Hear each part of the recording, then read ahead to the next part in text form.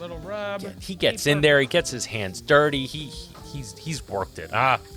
Doing the finger test. You know, the pressure from the heat is pushing all the juices to the center, and if you cut into that, it's just gonna spew out right away and leave you with a dry product. Chef Brian Sow here, not your typical chef, and today I'm going to be reacting to Matty Matheson's How to Make a Steak Sandwich with Matty Matheson. Thank you so much to everyone who participated in last month's giveaway of an official Chef Brian Sow cutting board. This month, we are going to do a giveaway of a Chef Brian Sow Chef Kiss tee. Winner gets to pick their size, and it's really easy to enter in. All you have to do is like, subscribe, comment, and if you've already subscribed, 1/3 of the work's done already. The contest is open to everybody worldwide, and I pick the winner at the end of the month. For those of you who are new to the channel, I am a professional chef with 17 years of experience. I've defeated Bobby Flay on the Food Network show, beat Bobby Flay, as well as run the world-renowned kitchen of Beauty in Essex, located right here in New York City. The views and opinions expressed in this video are of my own only. They are meant to be fun, educational, so chill out, all right? Sit back, have some fun. With that out of the way, let's jump in. Ooh. Are you crazy? Damn. That looks good. That looks good. Like that looks like, let's back up a little bit. Oh, beautiful kitchen there. That looks like some kind of chimichurri. I mentioned in my Max the Meat Guy Reacts video, chimichurri is my favorite condiment for a steak. I'm curious as to what type of chimichurri this is. There, depending on region, it changes a little bit. And guess what? Shout out to Dave Castillo. He's the one that actually pointed that out to me. He is very proudly Colombian and was the one to tell me the distinction between an Argentinian style, which features, I believe, oregano, and Colombian style, which I think he mentioned, correct me if I'm wrong, David, was just mainly green onion and cilantro. So let's see what goes on with this. You know, we can clearly see some steak in there. It looks cut a little too thick for my taste, but it also depends on what cut of steak it is. You know, depending on that, you can go a little thicker. Let's see, let's watch. I love Matty, man. I feel like winking really makes he's just someone you just want to hug him and not let go, but you do let go because he's probably sweaty and, you know, a little greasy, but either way, I would give him a big hug. Look at those steak sandwiches. All right, that looks like strip steak there. Let's keep watching. I'm Matty Matheson. Wow, what a great day today. You're gonna learn how to make a steak sandwich. I love with Matty's chopped energy, kale, man. Chimichurri, and beautiful little tomato salad. Grilled tomato salad, okay, Let's wonderful. get started. We're gonna make the chimichurri first, because that's what takes the longest amount of time. You know, a good chimichurri, especially made by hand, is very time consuming, a lot of steps. Spice this up. Kale? Okay. And then this is our base for our chimichurri. Interesting. Everyone loves healthy right now, including myself. We're gonna take the celery. Okay, celery, interesting. So I've never made or have seen a recipe personally for chimichurri that has kale and celery. I'm not liking the kale idea. I think it's too fibrous for something like a chimichurri. Again, don't knock it till you've tried it, but this is not, you know, with the celery going in there now, the celery is going to make it very bright, give it grassy notes, will be very refreshing. But when I think chimichurri, I think of cilantro and parsley. You know, the last thing I would think to put in a chimichurri is celery and kale. So let's see what he does. Boom, that guy. And this is going to give it even more crunch. Okay, texture.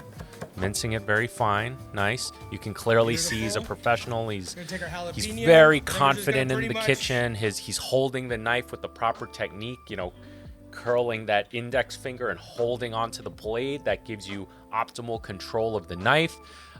He has all his ingredients that he needs laid out in front of him. That's called mise en place, or in French, that translates to put in place. Basically, you're setting yourself up.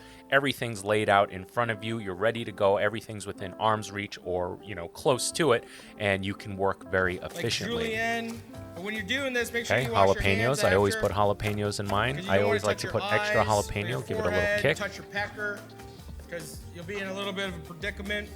Love a jalapeno with the seeds. I think I was talking over him, but I think he was saying something about don't touch your, you know, be careful when you're working with jalapenos and touching yourself, especially when you go pee-pee, as well, you should be washing your hands, motherfucker. But I have a story where I was, this was before I became a chef, and I was like I was on a date, not really a date, but like, you know, I was cooking for a girl. I wouldn't call it a full, no, all right, it was a date. So it was a date, had this girl over, was cooking for her. I cooked a lot for myself, but this one particular day I went to buy peppers, and this was before I was more knowledgeable about ingredients.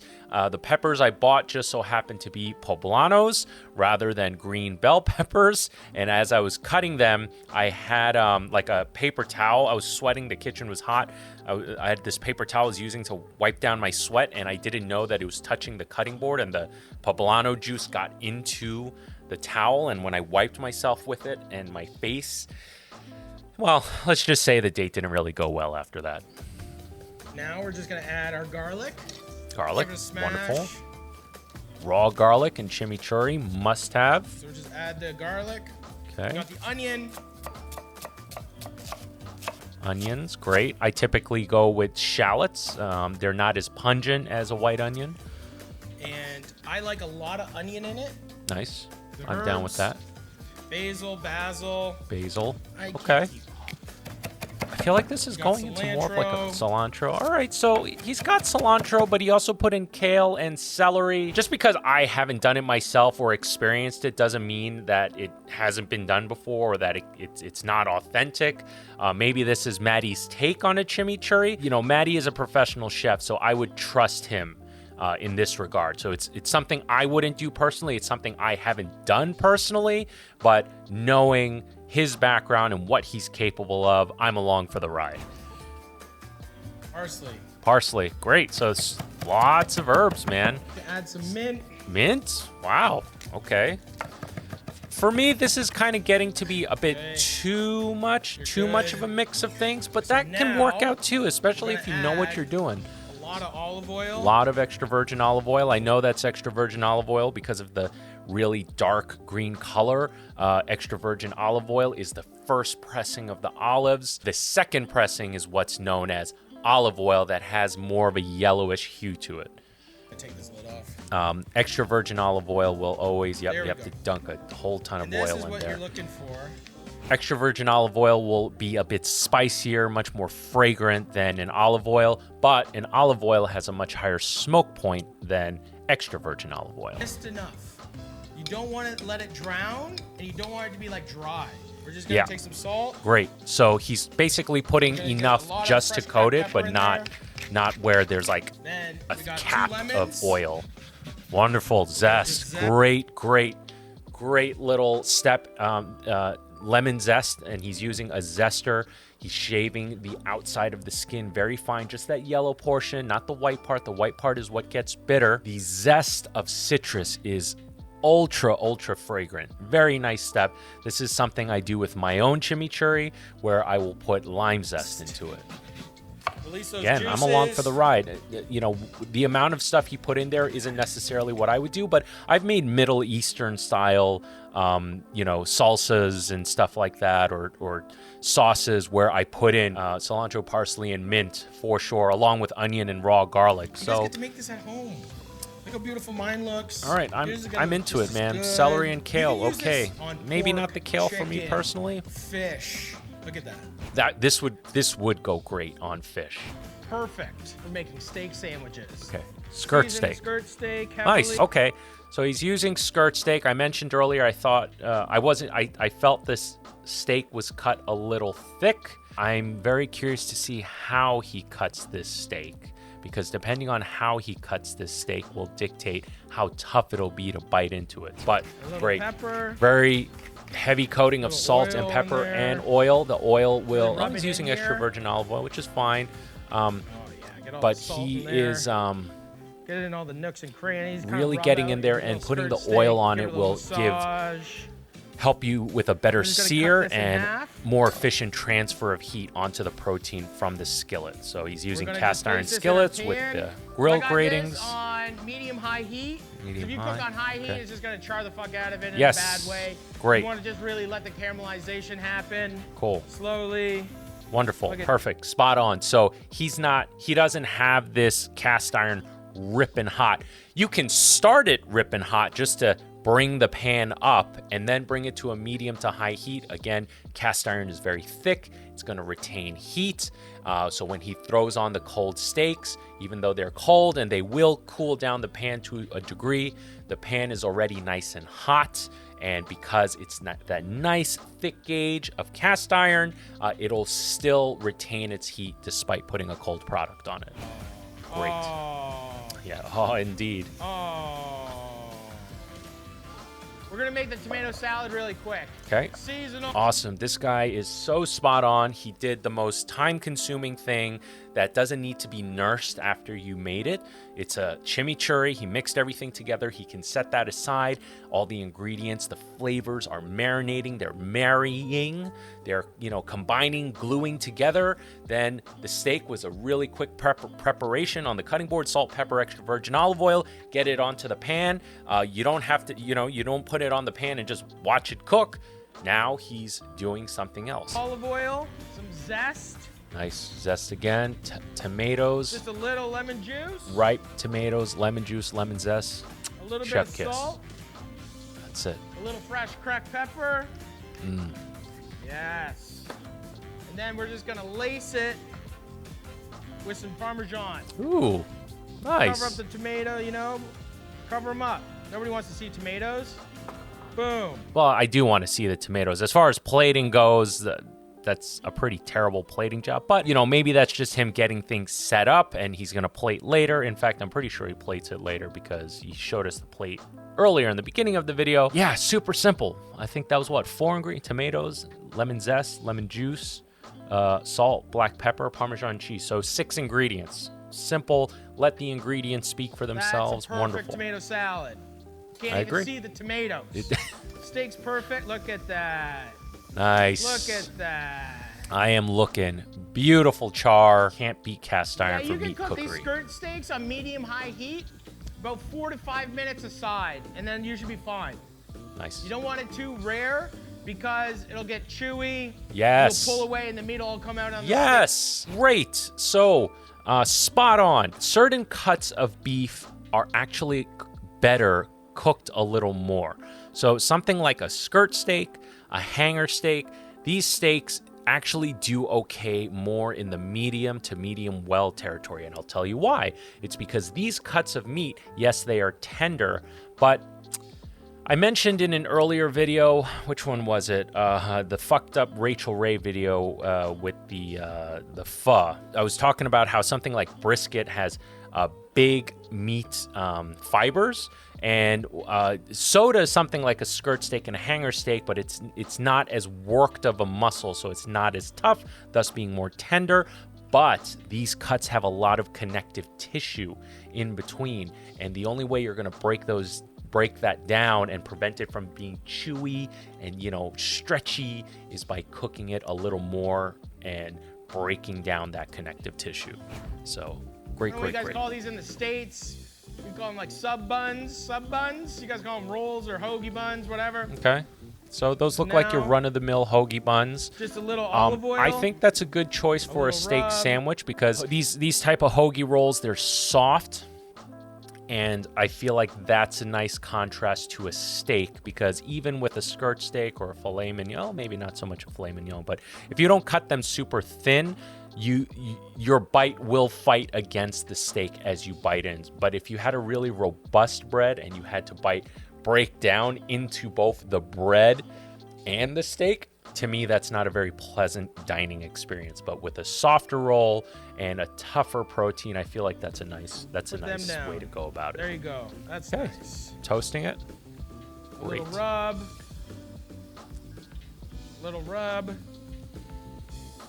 This guy on, like, medium is heat. You wanna let so it warm confident up, in the kinda kitchen, steam the and bun, get it crunchy, he crispy, gets in there, he gets his hands dirty. He's worked it. Doing the finger test. You know, they always say the way to judge how well a steak is cooked is by pressing this muscle right over here above your thumb. I guess I've never done that. It's one of those things you have to practice and really get to know it. But essentially, what it comes down to is the tighter you hold your fist, the more like a well-done steak it is. But just apply that theory to the firmer the steak is, the more cooked it is. Certain cuts are a little bit more tricky, like a hanger steak can be a little deceiving. A burger patty can be deceiving. I never push on the top. I always squeeze on the sides. But something like a ribeye, a strip steak, a porterhouse, pushing the top is and checking doneness that way is a pretty good, any professional, that's how they judge doneness. Okay, so those steaks and are it takes good to practice. go. It's not This something is that you learn 100% overnight. Matty's steak sandwich, okay? Perfect toasted hoagie roll, the kale chimichurri. You've never seen that before. So let these rest for about 10 minutes before you slice them.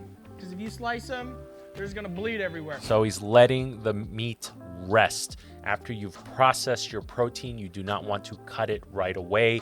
If you cut it, once you remove a piece of protein from the heat source, it's still cooking. And the pressure from the heat is pushing all the juices to the center. And if you cut into that, it's just gonna spew out right away and leave you with a dry product. So what you want to do is remove your protein from the heat source and let it rest. The bigger the protein, the bigger the cut of protein, the more you want it to rest. And that's exactly what he's doing.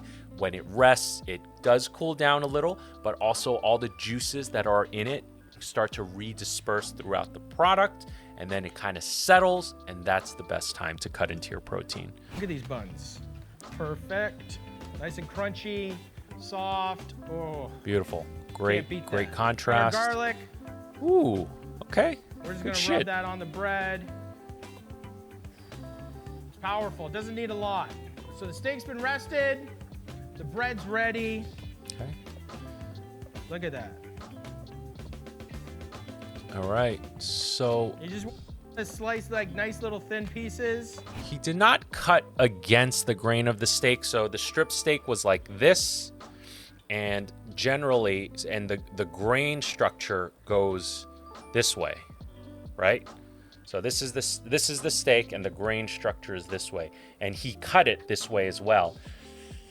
I would have cut them into sections, turned it, and cut against the grain so that when you bite into it, you're not biting into whole fiber, you're biting into the cut fibers, right? So if the fibers are this way, you don't want to cut along it because you're biting into stringy protein fiber. You want to cut against it.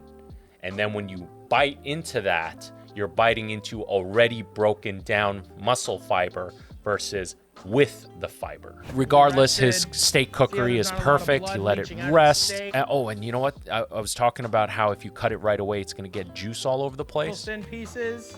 So I know that the steak is well rested. Powerful. Doesn't need a lot. Sorry, I keep going back, steak's been rested. but you'll see bread's when ready. he cuts into the steak, there isn't a ton of juice left behind. You see, if he cut this right away, there would be a pool. I kid you not, a pool of juice on that cutting board. There's going to be a little, but not nearly. Yeah. So yeah, there is a little. That's normal, especially for a medium cooked steak. But it's not. Do you see how it's thick? That means that it's cooled a little bit. When you cut it right away after it's hot, it'll be a very thin and big pool of juice from the steak, which if it's not in the steak, then it's not in your final product, and it's not going to be as juicy as it can be. Slice like nice little thin pieces. See? That's what you're looking for. Perfectly rested. See how there's not a lot of blood leaching out of the steaks? We've done our job once again. Here we go. So just give your chimichurri a little you can stir. see the chimichurri has settled. It's wilted a little bit. That's exactly what you want. We're just going to put a little bit down the middle. You know, I take it back. I think kale it. and the chimichurri Game. would be a nice addition. Oh, nice and You got so steak nice. Sandwich, you got tomato. Simple, elegant, perfectly executed, nice plating. You know, oh man, Parmesan really well salad. done. What else do you want? Where am I? Italy? Tuscany? Where am I? On the Riviera?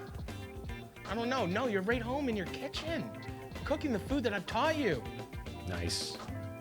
Once again, another hit. I'm a big fan of Matty. I don't know him personally, but I'm a big fan. I mentioned he's clearly a pro. He knows what he's doing. Basically employed every technique in the book as far as traditional Western cookery goes.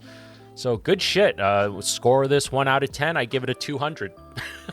I want to give a quick shout out to all my patrons, especially the ones who joined on a sous chef level. If you enjoyed this episode and want to support me further, be sure to visit my Patreon, link in the description below. There, it'll take you to my Patreon page where you can join and take advantage of awesome perks and a lot of other cool shit. Make sure you like, you subscribe, and you comment. Not only will it help me greatly with the algorithm gods, but it'll also enter you in for an opportunity to win the official Chef Brian Tsao Chef Kiss tee. Again, you get to choose your size, open worldwide, and get on that shit. This has been fun. I'll see you on the next episode. I am Chef Brian Tsao, not your typical chef, and I'll see you really soon.